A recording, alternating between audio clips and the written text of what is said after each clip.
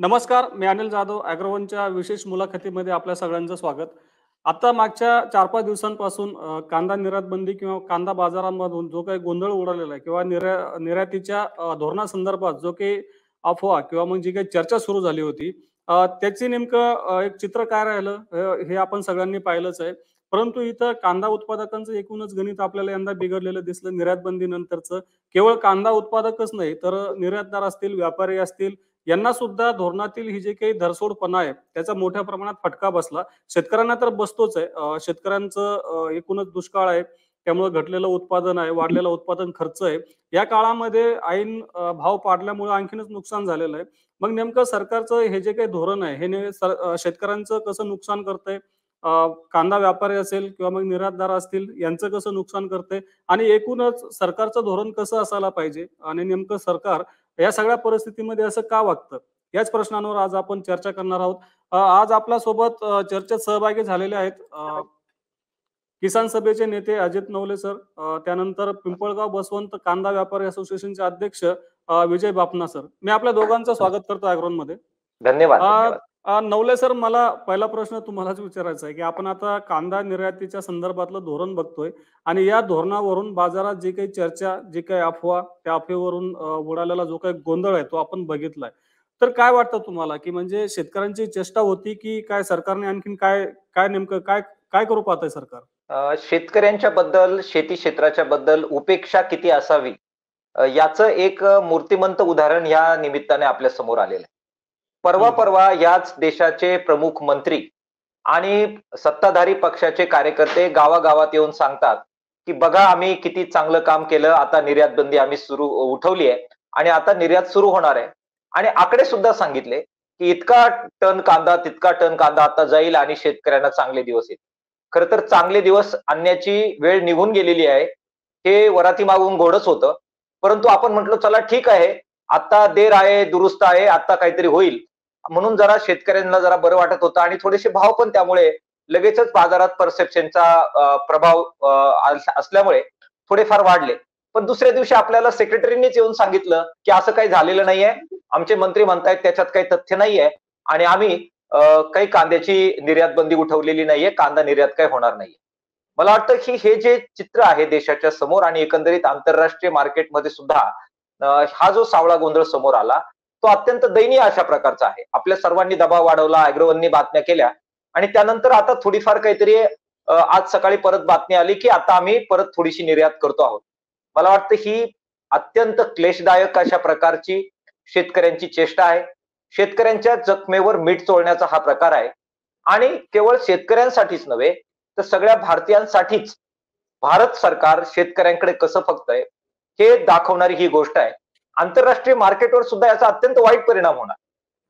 जी सातत्यानं धरसोड केंद्र सरकारच्या वतीनं ह्या आंतरराष्ट्रीय व्यापाराच्या बाबत होते, त्याच्यामुळे आपले खूप चांगले ग्राहक हे दुखावले जातात. आपल्यावर त्यांचा विश्वास उडतो आणि आपल्याबरोबर व्यवहार करायचा की नाही करायचा याचा पुनर्विचार हे आंतरराष्ट्रीय मार्केटमध्ये व्हायला सुरुवात होतो. भारताची एकंदरीतच विश्वासार्हताच त्याच्यामुळे धोक्यात येते. मात्र दुर्दैवानं आज देशात जे राज्यकर्ते आहेत, त्यांना भारताच्या या संदर्भातल्या विश्वासार्हतेचं, देशाच्या शेतकऱ्यांचं, आपल्या इमेजचं काही पडलेलं नाही. निवडणुका जिंकायच्या आणि त्या जिंकण्यासाठी कुणालाही मातीत घालावं लागलं, शेतकऱ्यांना अक्षरशः होरपळून काढावं लागलं, तरी ते काढायचं.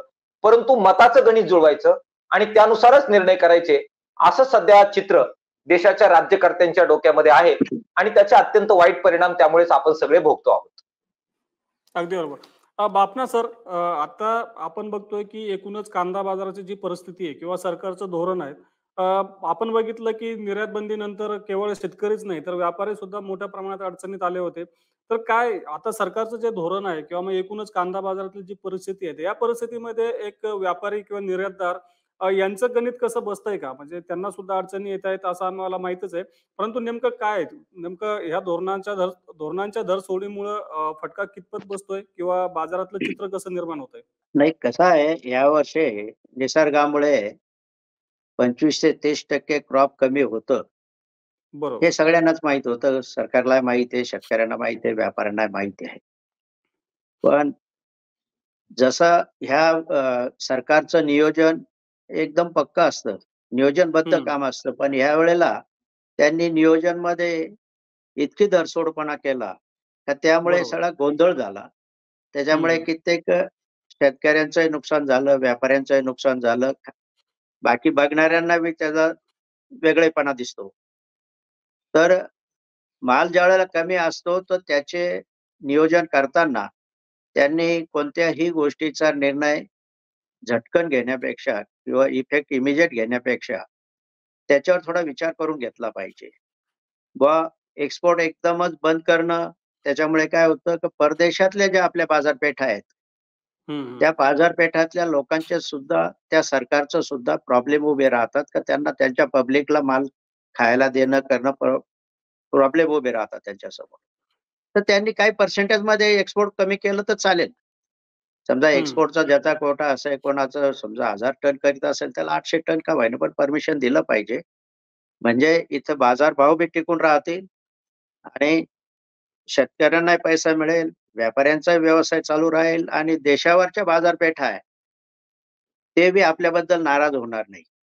आपण हम्म. कांद्याचा एक्सपोर्ट एकदम बंद केल्यामुळे काय झालं, तर द्राक्षाचं जे एक्सपोर्ट होतं त्यामुळे तिथल्या बांगलादेश गव्हर्नमेंटने ₹110 किलोची ड्युटी त्याच्यावर लावली. बर. कारण तुमच्याकडे जे उपलब्ध आहे ते आम्हाला देणार आहे, जे शॉर्टेज आहे तुम्ही आम्हाला देत नाही. हम्म. म्हणजे असा जो प्रकार होतो, एकमेकाची अडवणूक होते, ते होता कामा नये. तर कोणताही निर्णय घेताना तो बाजार म्हणजे सध्याच्या स्थितीचा आढावा पूर्ण घेऊनच काम केलं पाहिजे. याच्यामध्ये बऱ्याचशा काही शेतकरी लोकांच्या बी चुका आहे का त्या ज्यावेळेला अति पाऊस होतो, निसर्गाचा प्रॉब्लेम आला, काही आला, तर त्याचं अतिरंजितपणा सांगितला जातो. बा सगळं धुवून गेलं, वाहून गेलं, माल सडून गेला, मालच नाहीये. त्यामुळे गव्हर्नमेंटला बी प्रॉब्लेम येतो. तर हम्म. खरंच माल नसेल तर मग इंडियातल्या लोकांना खायला मिळेल का नाही मिळणार? काय होईल? म्हणजे ह्या वस्तुस्थिती काय आहे या समोर पूर्ण अभ्यास करून त्याच्यावर निर्णय घेतला पाहिजे, असं व्यापाऱ्यांचं म्हणणं आहे.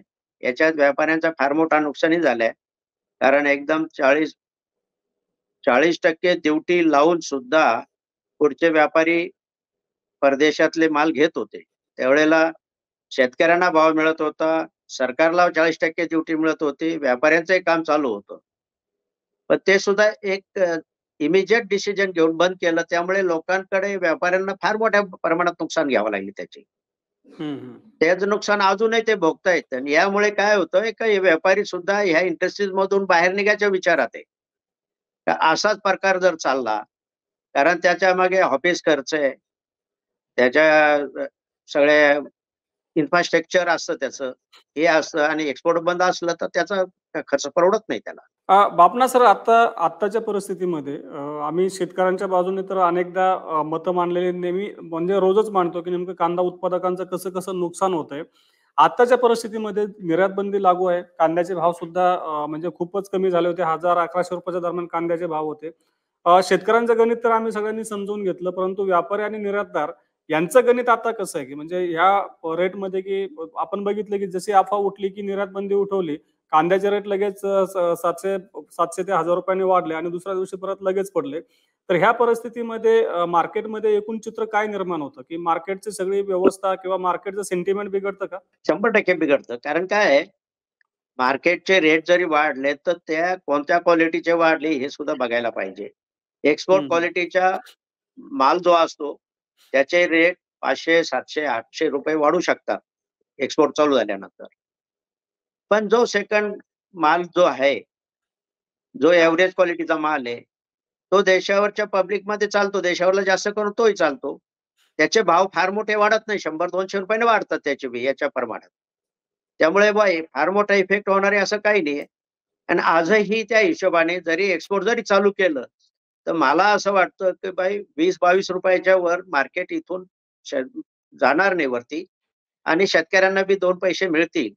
एक तर तसं आता खरीप संपत आलेलं आहे क्रॉप. आता रब्बीचं क्रॉप समोर दिसतंय. त्याला तरी 2 पैसे शेतकऱ्यांना मिळावा, अशी सगळ्यांचीच इच्छा असते. अगदी बरोबर. नवले सर, आपण बघतोय की सरकारचं धोरण आता आपण कांद्याच्या अनुषंगाने चर्चा करतोय, पण कापूस असेल, सोयाबीन असेल, तूर असेल, हरभरा असेल, गहू, तांदूळ या सगळ्या संदर्भातच सरकारचं धोरण शेतकऱ्यांच्या विरोधात आहे, हे आपल्याला स्पष्ट दिसतंय आणि त्याचे परिणाम आपले शेतकरी भोगत सुद्धा आहेत. आता आपण बघितलं, आम्ही त्याच्यावर चर्चा सुद्धा केली होती, की नेमकं धोरण कुणाला विचारून आणि कुठल्या पातळीवर सरकार ठरवत असतं, हा एक मोठा प्रश्न आहे. तुम्ही त्याबद्दल काय बोला? मी आपल्याला मगाशी सांगितलं त्याप्रमाणे दुर्दैवानं अर्थतज्ञांना विश्वासात घेऊन आर्थिक धोरणं घेतली जावीत, असा काळ आता निघून गेलेला आहे. नोटबंदी सारखा इतका मोठा निर्णय सुद्धा अर्थतज्ञांना विश्वासात घेऊन घेतला का, तर त्याचं नाही असं उत्तर कालांतराने समोर आलं. तशीच परिस्थिती आहे. आता कांद्याचे भाव काय असावेत, सोयाबीनचे भाव काय असावेत, साखरेचे भाव काय असावेत, हे निवडणुकीचा सर्व्हे करणाऱ्या एजन्सीला विचारून निर्णय घेतले जातात, असं म्हणायला पुरेसा वाव आहे. मी तुम्हाला सांगतो, आत्ताच बघा, आता आपल्या पॅनलवरच आपल्या असणारे व्यापारी मित्रांनी आपल्याला सांगितलं की व्यापारी सुद्धा वैतागलेले आहेत ह्या धरसोडीच्या धोरणांमुळे. एकतर खरं तर कांदा ही अत्यंत, मला वाटतं, नियमन करण्याजोगी अत्यंत सोपी गोष्ट आहे. कारण भारतामध्ये 3 वेळा कांदा बाजारामध्ये येतो. पहिला कांदा जो येतो तो खरीपाचा आहे, नंतर लेट खरीपाचा आहे आणि नंतर रब्बीचा कांदा येतो. पहिले जे 2 कांदे आहेत, विशेषतः खरीपचा कांदा 90,000 हेक्टरवर आणि लेट खरीपचा कांदा साधारणतः 60-65 लाख हेक्टरवर तो कांदा होतो. त्या 2 कांद्यानंतर लगेचच आपला मुख्य कांदा जो आहे रब्बीचा, जो 5.96 लाख हेक्टरवर मोठ्या प्रमाणात घेतला जातो. व्यवस्थित नियमन केलं, साठवण क्षमता व्यवस्थित ठेवली आणि सरकारने इंटरव्हेन्शन हे न्याय्य पद्धतीने केलं, तर कांद्याचं कोणत्याही प्रकारचा क्रायसिस हा निर्माण व्हायची काहीच आवश्यकता नाही. कारण हे एकमेव पीक आहे जे 3 वेळा बाजारात मध्ये येत आहे. आणि त्याच्यामध्ये बाजारात येण्याचा जर कालावधी पाहिला तर खरीपाचं पीक साधारण ऑक्टोबर ते डिसेंबर मध्ये येत आहे. ते डिसेंबरचं पीक साधारणपणाने आहे, त्याच्या आत लगेचच जानेवारी आणि मार्च मध्ये आपला लेट खरीपचा कांदा येतो आणि तो कांदा बाजारात आहे. त्यानंतर लगेचच एप्रिल ते जून नोव्हेंबर पर्यंत हा साठवलेला रब्बीचा कांदा आपल्याला उपलब्ध असतो. सरकारने त्यांची गोदामं व्यवस्थित वापरली आणि ती फक्त ग्राहकांच्या बाजूने, सस्ताईच्या बाजूने, निवडणुकीच्या बाजूने वापरण्याऐवजी न्याय्य पद्धतीने जर त्याचं नियमन केलं की व्यापाऱ्यांना, शेतकऱ्यांना आणि ग्राहकांना सर्वांना न्याय मिळेल, सर्वांना जगता येईल, उत्पादन खर्च अधिक मिनिमम नफा शेतकऱ्यांना मिळेल, योग्यरित्या नफा हा व्यापाऱ्यांना शिल्लक राहील आणि प्रक्रिया उद्योगांना सुद्धा योग्य पद्धतीचा कांदा उपलब्ध होईल आणि ग्राहकांना सुद्धा कधीतरी खूप भाव आणि कधीतरी एकदम स्वस्तात कांदा असं न करता एका मिनिमम स्टेजवर तो कांदा उपलब्ध राहील. अशा प्रकारचं नियोजन सरकारने इंटरव्हेन्शन करून जर केलं, साठवण क्षमता व्यवस्थित डेव्हलप केली आणि भाव स्थिरीकरण कोष जो आहे त्याचा उपयोग सरकार सातत्यानं शेतकऱ्यांच्या विरोधात आणि ग्राहकांच्या किंवा निवडणूक निकालांच्या बाजूने करतंय, तसं न करता ज्यावेळी ग्राहकांच्या बाजूने करण्याची वेळ येईल त्यावेळी ग्राहकांच्या बाजूने करा, ज्यावेळी शेतकऱ्यांना मदत करण्याची वेळ असेल त्यावेळी शेतकऱ्यांच्या बाजूने करा. असा नीतिमत्तेचा व्यवहार जर कांदा क्षेत्रामध्ये सरकारने केला तर कांद्याचे बिलकुल प्रश्न निर्माण होणार नाही, हे मी आपल्याला खात्रीपूर्वक सांगतो. आपल्या पॅनलवर असणाऱ्या व्यापारी जे काही प्रमुख आहेत त्यांनी सांगितलं की या सगळ्या धरसोडीमुळे आंतरराष्ट्रीय पातळीवर सुद्धा आपली नाचक्की होते आणि कांदा उत्पादकांना त्याचा तोटा होतोच. परंतु आपली जी एकंदरीत व्यवस्था आहे त्यांनी सांगितलं की आता त्याचा काउंटर इफेक्ट द्राक्ष उत्पादक शेतकऱ्यांना भोगावा लागला. हे अत्यंत स्वाभाविक आहे. आंतरराष्ट्रीय मार्केट असंच चालतं. हे जे काही आंतरराष्ट्रीय मुत्सद्दीगिरी असते ती अशाच प्रकारची असते. त्यामुळे या सगळ्याचा विचार करून सरकारने कांद्याचा खेळ करणं आणि कांदा निवडणुकीसाठी वापरणं थांबवावं, ही जर विनंती आपण सगळ्यांनी सरकारला केली आणि त्यांनी तसं केलं तर मला असं वाटतं की नक्कीच कांद्याचं नियोजन करणं शक्य आहे आणि हा प्रश्न कायम स्वरूपी सोडवणं शक्य आहे. दुर्दैवानं सरकारची ती इच्छाशक्ती नाही, त्याचा परिणाम आपल्याला भोगावा लागतोय. अगदी बरोबर. बापना सर, आता नवले सरांनी बोलताना किंमत स्थिरीकरण निधी याचा एक उल्लेख केला. आता आपण जर बघितलं की नाफेड आणि NCCF यांनी आता खरेदी कमी झाली, परंतु मोठ्या प्रमाणात खरेदी नाशिक जिल्ह्यातून सुद्धा केली होती, वेगवेगळ्या काही राज्यांमधून सुद्धा केली होती आणि बातमी अशी होती की इथला खरेदीचा भाव आणि जे काही मोठ्या बाजारपेठा आहे, आझादपूर मंडी, दिल्ली किंवा इतर बाजारांमध्ये जे काही नाफेड आणि NCCFचा कांदा होता, त्या कांद्याचे भाव आपले जे काही व्यापाऱ्यांचा भाव त्याच्यापेक्षा कमीच होते. म्हणजे दुसरीकडे सरकार बाजारामधलं जे काही मार्केटचं जे सेंटिमेंट आहे त्याच्याशी खेळत होतं. याच्यामुळे नेमका व्यापारी किंवा मग आपले जे कोणी ट्रेडर्स आहेत यांचे कसे एक मुस्कटदाबी झाली. कारण जर व्यापारामध्ये असं होत असेल तर शेवटचा जो काही फटका आहे तो शेतकऱ्यांनाच बसत असतो. तर मग हे जे काही नाफेड आणि एनसीसीएफची जी काही खरेदी आणि विक्री सुरू होती, त्यामुळे मार्केटमध्ये काही बदल झाले होते का? काही सेंटिमेंट किंवा गणित काही बिघडलं होतं का? नाही, गव्हर्नमेंटने ही एक व्यवस्था तयार केलेली आहे, हं, नाफेड आणि एनसीसीएफ. पण यांचं नियोजन ते गव्हर्नमेंटला जमलेलं नाही, असं माझं मत, वैयक्तिक मत आहे. बरोबर. कारण का ज्या प्रमाणात त्यांनी ज्या क्वालिटीचा आणि ज्या प्रमाणात कांदा खरेदी व्हायला पाहिजे तो होत नाही. हं, तो कुठं खरेदी केला जातो, कुठं पॅकिंग होते, कुठं पाठवला जातो, कशा क्वालिटीचा खरेदी केला जातो, याचं कुठेही ताळमेळ कोणाला बसत नाही किंवा त्यांचे डेपो कुठे हे माहित नाही लोकांना, शेतकऱ्यांना माहित नाही. बरोबर. ज्या वेळेला शेतकरी संघटनेच्या वगैरे आम्ही कलेक्टर ऑफिसमध्ये मिटिंगा झाल्या, तेव्हा प्रत्येक शेतकऱ्यांची हीच डिमांड होती, की यांचे डेपो कुठे आहे? आम्हाला दाखवा. आम्हाला माल हं, विकायचा असेल तर कोणाकडे विकायचा आम्ही?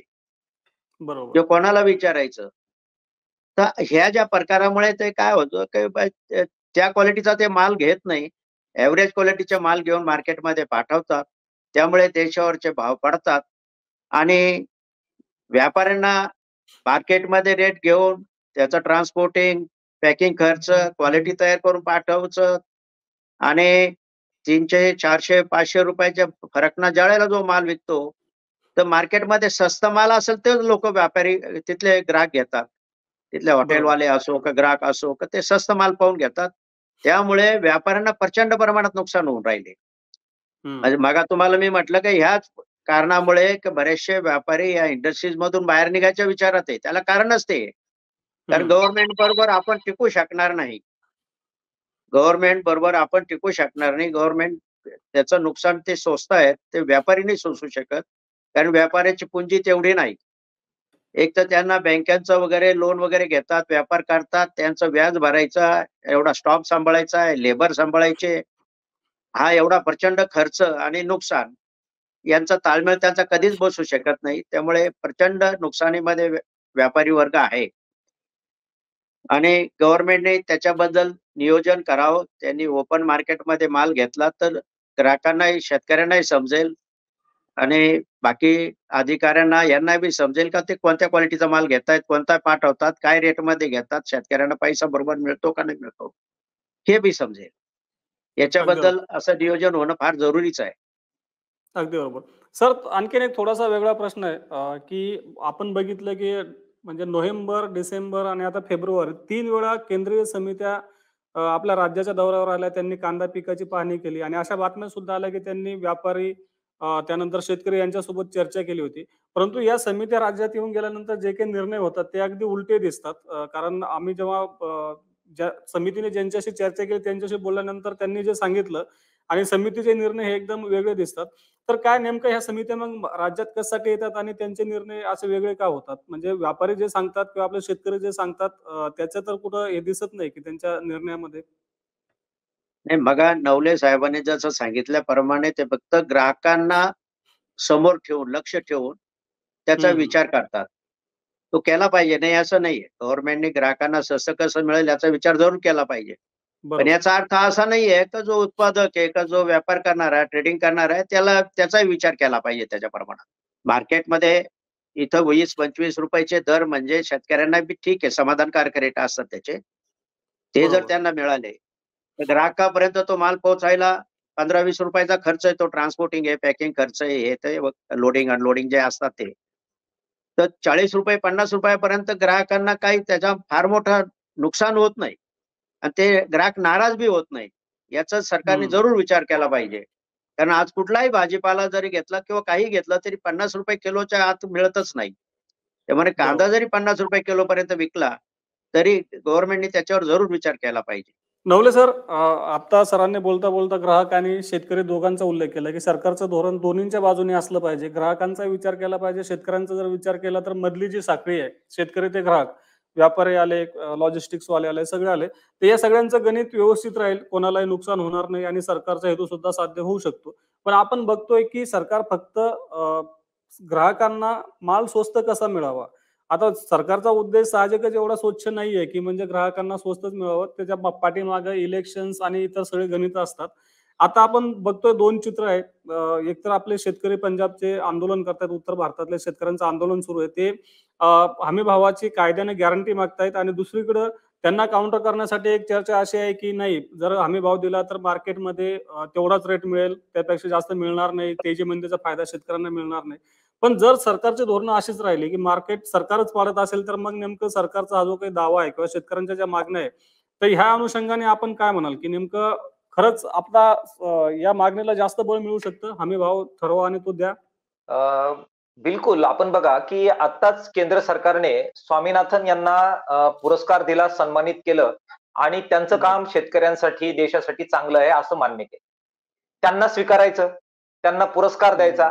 त्यांची जी एक प्रकारची पब्लिसिटी त्यांना आहे, ती कॅश करायची आणि तिचं रूपांतर मतदानात करायचं. मात्र त्यांनी ज्या शिफारशी केल्या त्याच्याकडे मात्र दुर्लक्ष करायचं. मला वाटतं याच्यापेक्षा एक प्रकारची निर्डावलेपणाची भूमिका दुसरी कोणती असू शकत नाही.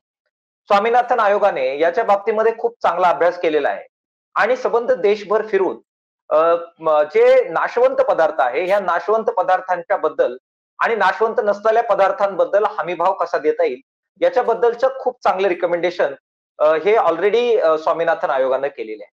शेतकऱ्यांच्या संघटनांची सुद्धा हीच मागणी आहे की कोणत्याही परिस्थितीमध्ये एक स्टॅबिलिटी जर तुम्ही आमच्या व्यवसायाला दिली, उत्पादन खर्च अधिक 50% नफा, एवढं मिनिमम आपल्याला सपोर्ट जर मिळाला तर त्याच्यावर शेतकऱ्यांचे बरेच प्रश्न सुटतील. मात्र केंद्र सरकारला याच्याबद्दल काही करायचं नाहीये. केंद्र सरकार केवळ आजचा दिवस कसा घालायचा आणि ग्राहकांना सांभाळून आपलं खुर्ची कशी वाचवायची याच्यापेक्षा दुसरं काही करत नाही. तुम्हाला आठवत असेल आपण एकत्र त्याच्याबद्दल चर्चा सुद्धा केली होती ज्यावेळी अर्थसंकल्प आला, अंतरिम अर्थसंकल्प आला, त्यावेळेस किसान सभेनं मागणी केली होती की जो पायलट प्रोजेक्ट गेल्या अनेक दिवसापासून केंद्र सरकार राबवतंय आणि 500 कोटी रुपये त्याच्यावर खर्च करतंय, तो म्हणजे ऑपरेशन ग्रीन. जसं ऑपरेशन फ्लड होतं आणि त्यांनी संबंध भारतामध्ये दुधाच्या क्षेत्रामध्ये क्रांती केली, तसंच ऑपरेशन ग्रीन त्याच धर्तीवर आणण्याचा प्रयोग होता आणि त्याच्या अंतर्गत हे जे कांदा आहे, टोमॅटो आहे, नाशवंत शेतीमाल आहे, तर यांच्या बाबत इंटरव्हेन्शन करण्यासाठी काय करता येईल याच्यासाठीचा तो प्रयोग होता. त्याच्यावर भरीव तरतूद करा अशी मागणी किसान सभेनं सातत्याने केली. तुम्ही आज ती मागणी लावून धरली. परंतु ह्यावेळी मागच्या वेळी दोनही वेळा साधा उल्लेख सुद्धा अर्थमंत्र्यांनी ऑपरेशन ग्रीनचा केला नाही. काय कल्पना आहे? ही कल्पना हीच आहे की नाशवंत शेतीमालाचा उत्पादन खर्च कमी करणं, नाशवंत शेतीमाल साठवता येईल अशी मोठ्या प्रमाणात संबंध चैन देशभर तयार करणं, नाशवंत शेतीमालावर प्रक्रिया करण्यासाठीच्या इंडस्ट्रीला चालना देणं आणि त्या सगळा करून एक प्रकारची स्टॅबिलिटी नाशवंत शेतीमालचं सप्लाय आणि डिमांड आणि सप्लाय दोन्हीची जी साईड आहे आणि त्याचबरोबर ग्राहक, व्यापारी आणि उत्पादक यांचे 3 जे काही सोर्सेस आहेत यांना एक प्रकारची स्टॅबिलिटी देणं याच्यासाठीची ती संकल्पना होती. दुर्दैवानं सरकारला याच्यामध्ये काहीही इंटरेस्ट नाही आणि त्यामुळे तुम्ही बघा की कांदा आणि काही प्रमाणामध्ये आपल्याकडचा टोमॅटो सुद्धा हे सातत्यानं शेतकऱ्यांच्या डोळ्यात पाणी आणतात. शेतकऱ्यांना अत्यंत यातनादायक अशा प्रकारची परिस्थिती वारंवार निर्माण करतात आणि म्हणून तुम्ही म्हणालात ते अत्यंत बरोबर आहे. पंजाबचे शेतकरी ज्याप्रमाणे तिथला मुख्य शेतीमाल असणाऱ्या गव्हाच्या हमीभावासाठी लढतात, त्याचप्रमाणे महाराष्ट्रातील शेतकरी हा नाशवंत जो शेतीमाल आहे, मग तो तुमचे टोमॅटो असतील, कांदा असेल, द्राक्ष सारखी फळं असतील, यांच्या स्टॅबिलिटीसाठी सुद्धा सातत्यानं मागणी करतोय. केंद्र आणि राज्य सरकारमध्ये निवडून आपण ज्यांना देतो ते खासदार काय करतायत? क्रेडिट घेण्यासाठी तुम्ही पुढे येता, क्रेडिट घेण्यासाठी जाहीर करता की बघा आमच्या सरकारने कांद्याची निर्यात बंदी उठवली आणि आता निर्यात सुरू झाली आहे आणि आता सभा घेत आम्ही फिरतो असं सांगण्यासाठी येतात. गांभीर्याने हे खासदार विचार करणार आहेत की नाही आहे की पंजाबमध्ये ज्या प्रकारचा अवेअरनेस त्या ठिकाणच्या खासदारांना आहे, तोच अवेअरनेस आमच्या इकडच्या नाशिकच्या खासदारांना, आमच्या नगरच्या खासदारांना, आमच्या कांदा उत्पादक, टोमॅटो उत्पादक, द्राक्ष उत्पादक शेतकऱ्यांच्या मधून निवडून जाणाऱ्या खासदारांना येणार आहे की नाही येणार आहे? आणि हे खासदार आणि या ठिकाणच्या शेतकरी संघटना, शेतकरी समूह या नाशवंत शेतीमालाच्या बद्दल अशा प्रकारची पॉलिसी सरकारने घेतली पाहिजे याच्यासाठीचा दबाव गट म्हणून पुढे येणार आहे की नाही येणार आहे, हा खरा प्रश्न आहे. आपल्याला भाव पडले की आम्ही रस्त्यावर येतो, भाव पडले की आम्ही मागण्या करतो. माझा एक प्रश्न आहे तुमच्या चर्चेच्या अनुषंगानेच. आता आपण जेव्हा निवडणूक आला तेव्हा सरकार शेतीमालाचा भाव पडतं, ग्राहकांना स्वस्त देते याची चर्चा करतो. पण मला एक म्हणायचं आहे की आपल्या जर शेतकऱ्यांची संख्या किंवा शेतीवर आधारित लोकसंख्या जर 60-65% असेल भारताची, तरी मग सरकार या शेतकऱ्यांना एवढं हलक्यात काय घेतं? म्हणजे तसं पाहिलं तर मग एवढ्या मोठ्या लोकसंख्येच्या विरोधातले निर्णय व्हायला नाही पाहिजे. अगदी बरोबर, अगदी मर्मावर बोट ठेवणारा प्रश्न आपण उपस्थित केला. हे बघा, दुर्दैव या देशाचं असं आहे, की अ, संबंध 5 वर्ष हे सगळे जे जनसमूह आहेत, ते कोणी शेतकरी असतो, शेतकऱ्यांसाठी लढतो. कामगार असतो, कामगारांसाठी लढतो. आशा असतात, आशांसाठी लढतात. अंगणवाडीवाले असतात, अंगणवाडीवाल्यांसाठी लढतात. 5 वर्ष ते आशा, अंगणवाडी, शेतकरी, कामगार असतात. आणि निवडणुकीच्या वेळी मात्र जादू होते आणि ते हिंदू होतात, मुस्लिम होतात. जादू होते ते मराठा होतात, ओबीसी होतात. जादू होते ते भारतीय होतात, पाकिस्तानचे विरोधक होतात.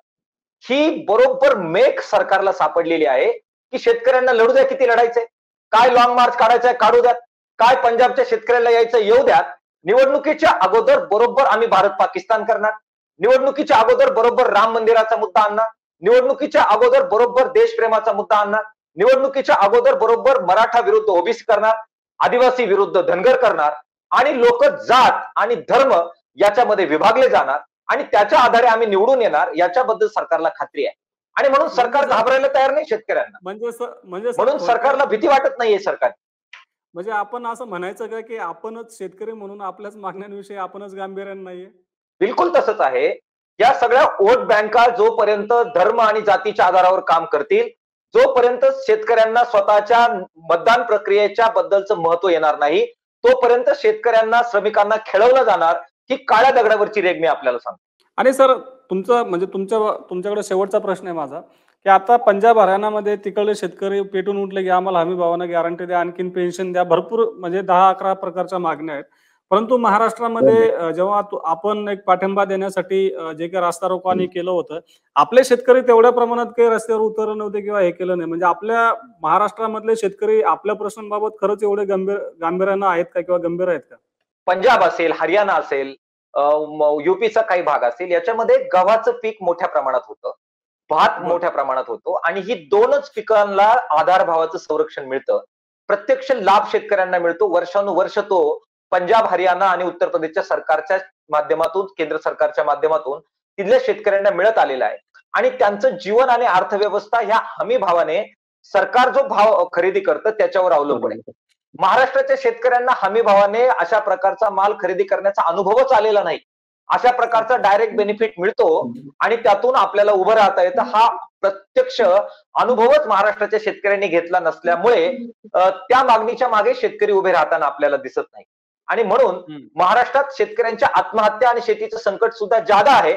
पंजाबच्या तुलनेनं जास्त आत्महत्या महाराष्ट्रात होतात, कारण तशा प्रकारचा अनुभव आपल्याला आला नाही, हमी भावाचं संरक्षण मिळालं नाही. ते मिळावं यासाठी आम्हाला प्रयत्न करावे लागतील. तोच मार्ग महाराष्ट्राला शेती संकटातून मुक्त करण्याचा आहे, आत्महत्यातून मुक्त करण्याचा आहे. आधारभाव, रास्तभाव हाच एकमेव मागणीचा सोर्स आहे, ज्याच्यातून आपल्याला शेती संकटावर मात करता येऊ शकते. अगदी बरोबर. बापना सर, शेवटचा प्रश्न आपल्याकडे. सर, आता आपण बघितलं की एवढ्या मोठ्या प्रमाणात सरकारनं धोरणामधले जे धरसोडपणा आहे, त्याच्यामुळे एकूणच बाजार व्यवस्था आहे, बाजाराचं जे स्ट्रक्चर आहे ते बिघडताना आपण पाहिलेलं आहे कांद्याचं. आपल्याला काय वाटतं की एक धोरण सरकारचं कसं असायला पाहिजे, की जेणेकरून शेतकरी, आपल्या मधले व्यापारी असेल, निर्यातदार असेल किंवा ग्राहक असेल, या सगळ्यांच्या पातळीवर एक समान, सगळ्यांना इक्वली एक ग्राउंड तयार झालं पाहिजे. म्हणजे थोडक्यात सगळ्यांना एक समान न्याय मिळाला पाहिजे, समान फायदा झाला पाहिजे. यासाठी काय करणं अपेक्षित आहे सरकारनं? नाही, बघा, आपला इंडियामध्ये किंवा भारतामध्ये हे निसर्गावर सगळ्या ऍग्रिकल्चर प्रॉडक्ट जे आहे, जी शेती व्यवसाय आहे, तो निसर्गावर अवलंबून आहे. निसर्गामुळे काही प्रमाणात काही पिकांचं नुकसान होतं. काही वेळेला निसर्गाने साथ दिली तर एक्सेस बी होतं. एक्सेस झालं तर मंदी होते. आणि समजा काही पाऊस कमी जास्त झाले, काही प्रॉब्लेम आले तर उत्पन्न कमी होतं. त्यावेळेला भावामध्ये कमी जास्तपणा होणार आहे. पण कमी जास्तपणा होत असेल तर त्याचं नियोजन असं नाही करायला पाहिजे की बाहेर जाणारा माल बंद केला पाहिजे, का त्याच्यात एजन्सी काढून टाकली, का एजन्सी दुसऱ्या आणल्या पाहिजे. हा प्रकार नाही होऊ शकत. ठीक आहे, 1-2 महिने ग्राहकांना म्हणा का बाहेरच्या देशावाल्यांना म्हणा तकलीफ होईल भाववाढीमुळे किंवा याच्यामुळे. पण तो 1-2 महिन्याचा तात्पुरता असतो. तो 1-2 महिन्याकरता एकदम कोणतेही डिसिजन घेणं ते चुकीचं आहे. गव्हर्नमेंटने कोणत्या गोष्टीचं नियोजन करून त्याचं काम केलं पाहिजे. आणि आपल्याकडचं काय आहे की आपल्याकडचा शेतकरी संघटित नाहीये. मध्ये नवले साहेबांनी सांगितलं की बुवा तिकडच्या दिल्ली पंजाबचे जे आहे ते शेतकरी जेवढे संघटित आहेत तेवढे आपला शेतकरी संघटित नाही. आपला शेतकरी विभागलेला आहे. कांद्यावाला द्राक्षाला साथ देणार नाही, द्राक्षवाला भाजीपाल्यावाला साथ देत नाही, भाजीपालावाला ऊसावाल्याला साथ देत नाही. ह्यामुळे आपलं नियोजन किंवा सरकारवर दबाव येत नाही. जर शेतकरी आपला संघटित असता तर सरकारला सुद्धा कोणत्याही गोष्टीचा निर्णय घ्यायला विचार करावा लागला असता. जसं ट्रकवाल्यांनी संप केला, सगळे रस्त्यावर ट्रका उभा करून दिल्या, नाही त्यांचा निर्णय लगेच इमिजिएट लागला कारण ते संघटित होते. हम्म. आता आपला शेतकरी संघटित नाही. त्यामुळे आपला जो शेतकऱ्याबद्दलचा कोणताही निर्णय आहे तो सरकार लवकर घेत नाही. त्याला कारण हे आहे. असं माझं वैयक्तिक मत आहे. अ, आता आपण आपल्या सोबतचे जे काही आपापल्या क्षेत्रातले जाणकार व्यक्तिमत्व होते, अजित नवले सर आणि विजय बापना सर यांच्यासोबत अर्धा तास त्यांनी ज्या ज्या मुद्द्यांवरती चर्चा केली. नवले सरांनी सरकारचं जे काही धोरण आहे त्याच्यामुळं आपल्या शेतकऱ्यांना कसं नुकसान होतं किंवा धरसोडपणा कसा आहे, आणि त्यातून आपल्या शेती किंवा एकूणच शेतकऱ्यांचं कसं नुकसान होतं. तसंच बापना सरांनी एकूण सरकारच्या धोरणामुळं सगळेच घटक शेतकरी असेल, व्यापारी असतील, निर्यातदार असतील किंवा ग्राहक ग्राहक सुद्धा असतील, यांना शेवटी कसा एक परिणाम भोगावा लागू शकतो किंवा सरकारचं धोरण कसं असायला पाहिजे, सरकारने प्रत्येक घटकाला कसा आधार दिला पाहिजे, यावर एक प्रकाश टाकला. आणि दोन्ही मान्यवरांनी आज आपल्याला वेळ दिला आणि आपल्या सगळ्या प्रश्नांची उत्तरं दिली. त्याबद्दल मी दोघांचे आभार व्यक्त करतो. धन्यवाद सर.